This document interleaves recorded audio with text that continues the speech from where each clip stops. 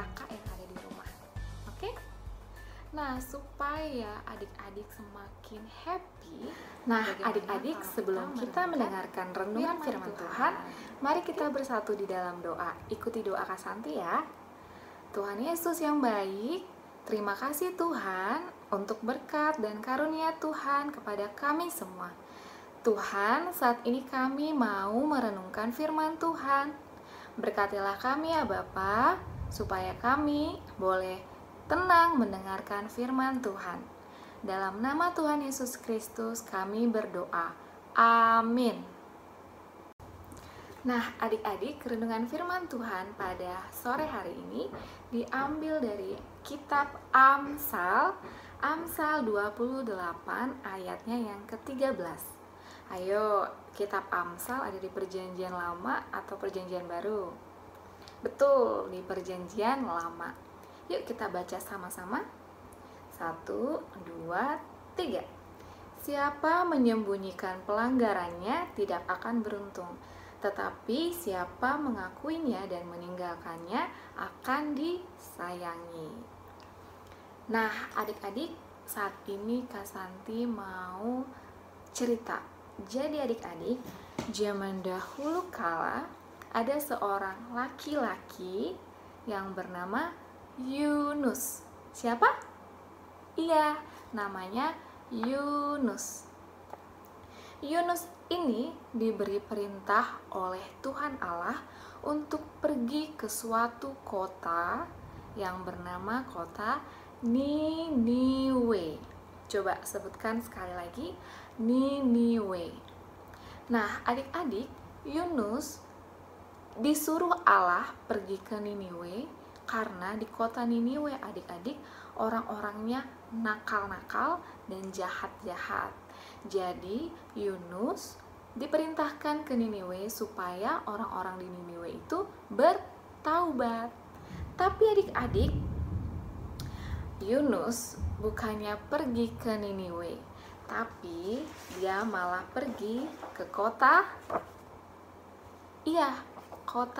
Tarsus. Nah, adik-adik, Yunus saat perjalanan ke Tarsus, Yunus menggunakan kapal. Nah, saat Yunus menaiki kapal adik-adik, di tengah perjalanan tiba-tiba ada angin yang sangat besar sehingga kapalnya Yunus hampir tenggelam. Semua orang udah panik adik-adik karena kapal hampir tenggelam. Tapi ada satu orang yang tidak panik, malah dia bobo adik-adik. Dia bobo dengan nyenyak. Siapa dia? Iya, dia Yunus. Yunus malah bobo, bukannya panik. Akhirnya pemimpin kapal yaitu Pak Nahkoda menghampiri Yunus yang lagi bobo nyenyak. Dibangunkanlah Yunus. Hei anak muda, kok kamu bisa sih bobo nyenyak lagi di keadaan seperti ini? Kita hampir tenggelam loh. Berdoalah kepada Allah, siapa tahu angin ini bisa reda. Lalu adik-adik, Yunus akhirnya mengakui kesalahannya.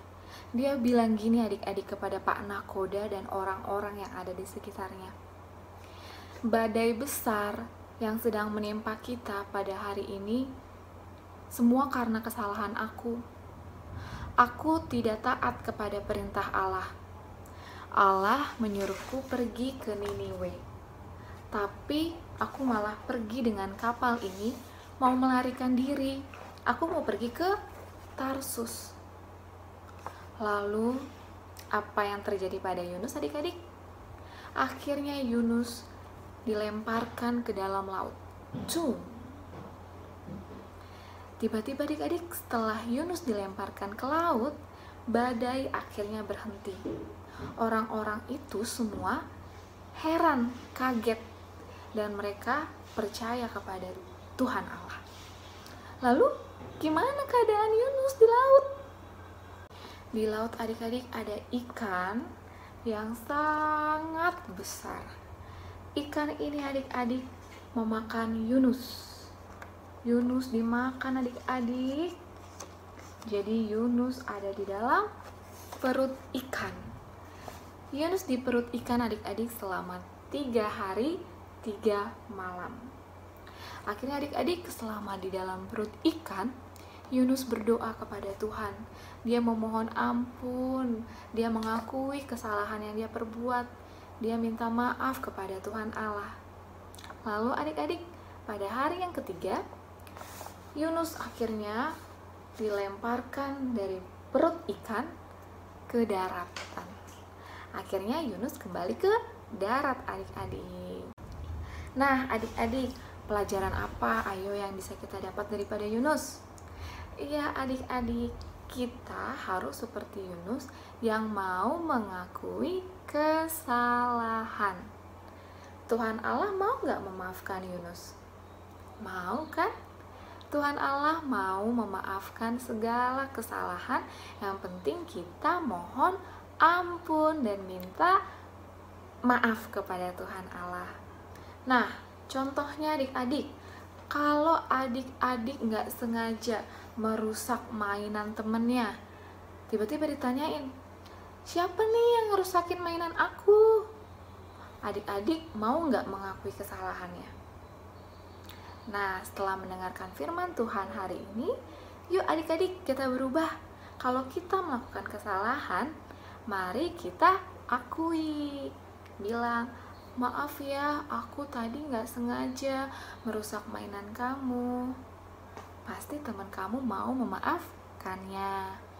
Lalu, jika tiba-tiba kita menumpahkan air di rumah, Mama bertanya, siapa ini yang mau menumpahkan air ya? Kok jadi basah semua? Adik-adik mau nggak mengakui kesalahan? Ya, hari ini kita belajar supaya kita berani mengakui kesalahan yang kita perbuat.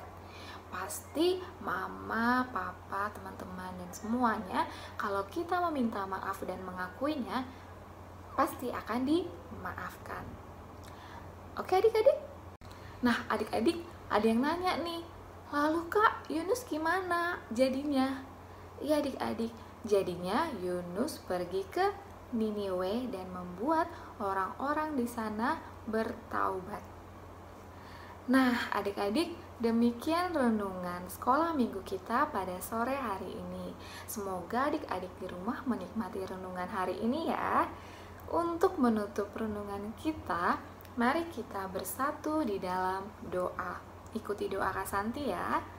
Tuhan Yesus, terima kasih ya Bapa untuk firman Tuhan yang telah kami dengar pada sore hari ini.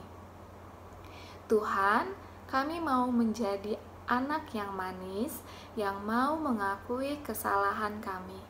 Ampuni Tuhan setiap dosa dan kesalahan yang kami perbuat.